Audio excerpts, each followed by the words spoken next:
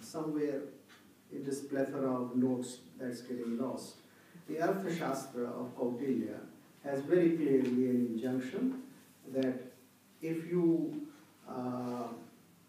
either malign or if you persecute or ill-treat a person of the third gender, then you will have to pay a fine of this much and this much. So this must be settled, that there was no persecution of these people in classical India.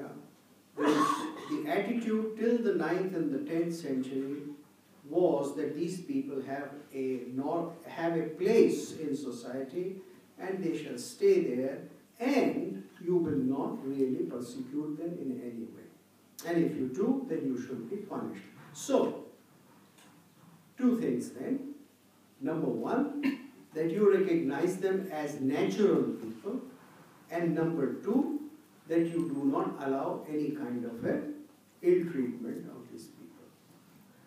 Now the question arises, where are you going to place them?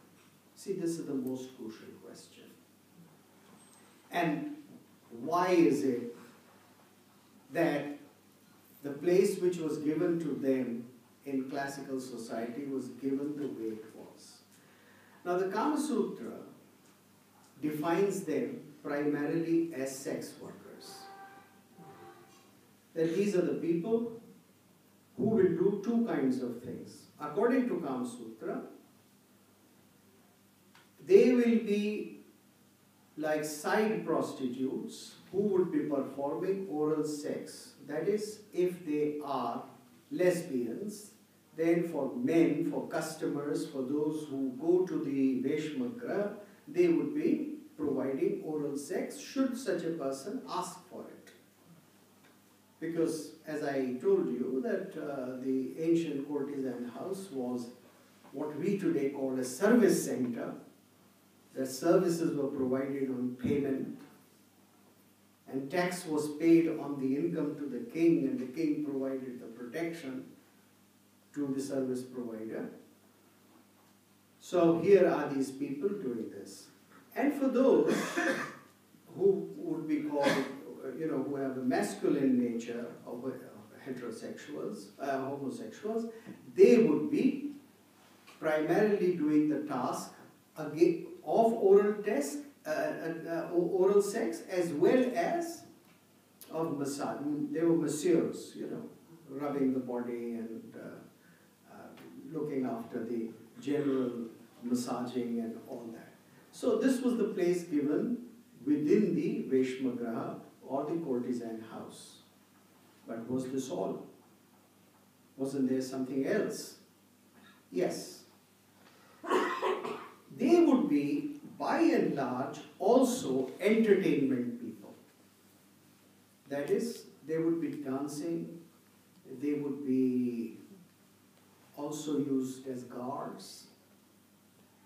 The Arthashastra defines that when the king gets up, then he will have women archers around him who would protect him when he comes out. Then he'll change his clothes, and the clothes would be changed by persons of the third sex. So they would be part of the harem. They would be part of the harem or the royal bedroom.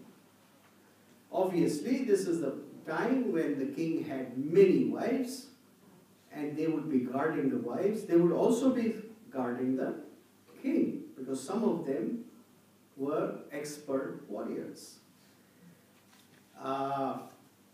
One of the professions which was very common in ancient India for them, if they got trained into military skills, then they could also provide protection to women, the royal women or women who could have the money to hire them, and to the kings.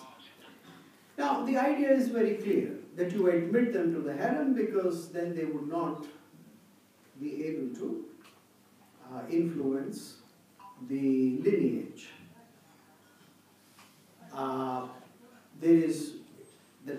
There are several texts which have references that if the king is away for a long time, or if the king has too many women, then they would be providing some kind of a substitute pleasure to the women of the royal harem.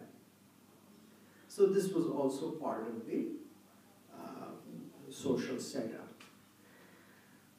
Another major function which they had was that they would be part of every social function. And they would be the lower level entertainers. Now this is something which continues in Indian society to this day. And whenever there is a child born, a son is born, then you know the local hijras come and collect money. And that may not be part of the Indian constitution today, but it is part of the cultural constitution and practice. And people are scared that if these people curse you at this auspicious moment, then you are in deep trouble, right? Now, what does this mean? Now, from here, I want to take up the ancient attitude. You see, because this is very important in comparing to the modern system. A couple of months ago, somebody wrote to me asking for information on ancient Indian methods of contraception and what is the position of the moral codes like Manu and Yajnavalkya and others on the idea of contraception in India. Was contraception allowed? Was it considered to be good? And what were the prescriptions and what were the, are there any references in Ayurveda as to how can you prevent conception? So this question was asked. I did a bit of search and I really didn't find much. Now I'm not claiming that there was nothing, but it seems to me that most probably there was nothing. Why? Because the ancient attitude was entirely the opposite of the modern attitude. They wanted more children. And not to have children, and to refuse to have children, was considered to be a sin.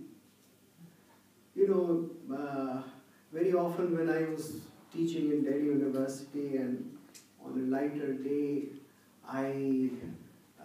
when some young ladies, some of my students would say that, oh, Taj Mahal is beautiful, and maybe somebody would make them a Taj Mahal one day. I always ask the question, but are you ready to produce 14 children before Taj Mahal can be made for you? Because Mumtaz Mahal gave 14 children to Shah Jahan. And it is after that that on the 14th childbirth she died, and then Taj Mahal was made. So the first condition is to have 14 children or 12 children, then Taj Mahal can be made for you.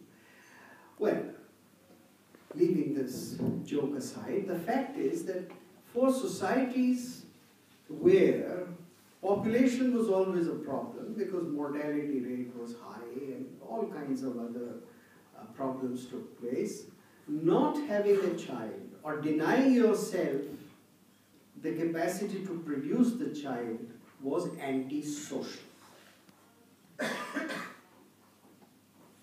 Now, if those who cannot have children, those no matter what they want, cannot reproduce themselves. Now we're not talking of adoption, please. We are talking of those who cannot reproduce themselves. If those people exist in a society which wants and which highly elevates reproduction, then such people would always be put at a lower social hierarchy. You see, this is a very fundamental difference. Very often when we look at ancient societies, we don't really see the totality of their situation. We just impose our values at them. I mean, this is the reason why the caste system is studied or the Varnashram system is studied in such a distorted manner in contemporary Indian sociology. because we don't really look at what were the needs of those times and what was the essential hierarchy that those times needed. So, in the ancient system, therefore, these people become what was called in that old language Varna Bahya.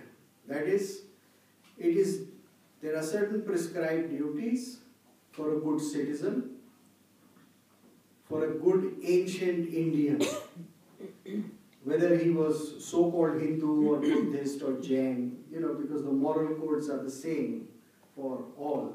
This is one simple fact which most of us don't know. I mean, our great scholars, particularly at Jawaharlal Nehru University, don't know this at all. The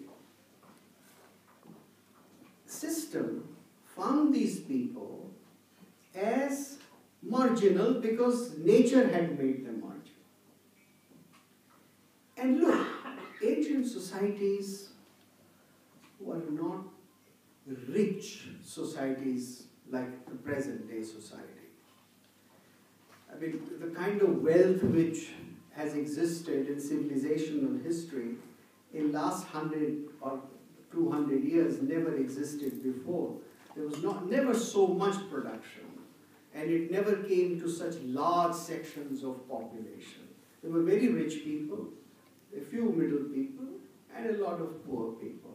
And the means of production were very limited, and you couldn't say that, all right, we give you a particular place where you can be totally non-productive and we'll give you equality of rights, equality to those people who can reproduce, equality to people who can raise a child, equality to those people who can make sacrifice for their child, economic, emotional investment. So that is the primary reason why in ancient society, Indian society I'm talking, that there was a lower status for these people, but the people were given a place and the people were given a job. So as you can see that this is in many ways quite different from the Christian attitude, where the act of homosexuality or sodomy is a sin, and where it is somewhere or the other inferred that you have a free will not to do it. You see? I mean, that's the implication. In the Indian society, there was no question of the person choosing, because Tritiya Prakriti, that is the nature. There is no question of choice. A person will be just this way. Now remember, I am talking of those people who are naturally incapable of reproduction or who have no inclination for the opposite sex, and hence, now there is a long list of people who would be called Napulsak or who would be called neuter gender for a large number of reasons. And there were so many names in Sanskrit describing each different person. People who who had an extremely low sperm count. So there is a word for them, Varshavara. So they had an extremely low sperm count, and hence such people could be employed into the royal harem, because they could be substitute in times of great need, and yet they were not a threat to the lineage. You see? So Varshavaras were there, and they are described in various literatures and given. Then there are people who were castrated. Now castration is one of the punishments prescribed in the old codes. So there would be some people who for some criminal act were punished this way, and hence they would be incapable of reproduction. But this is again very different from the Islamic habit and the Islamic cultural. You see, in the Islamic world, creating a full developed male as incapable of reproduction by cutting off the testicles was a very normal practice. And sometimes some very fierce warriors were raised this way. In Indian history, there is the name of Malik Kafur, who was a great general, and the Turks, when they occupied Greece, then they raised a whole special set of guards, which was called Genitzari.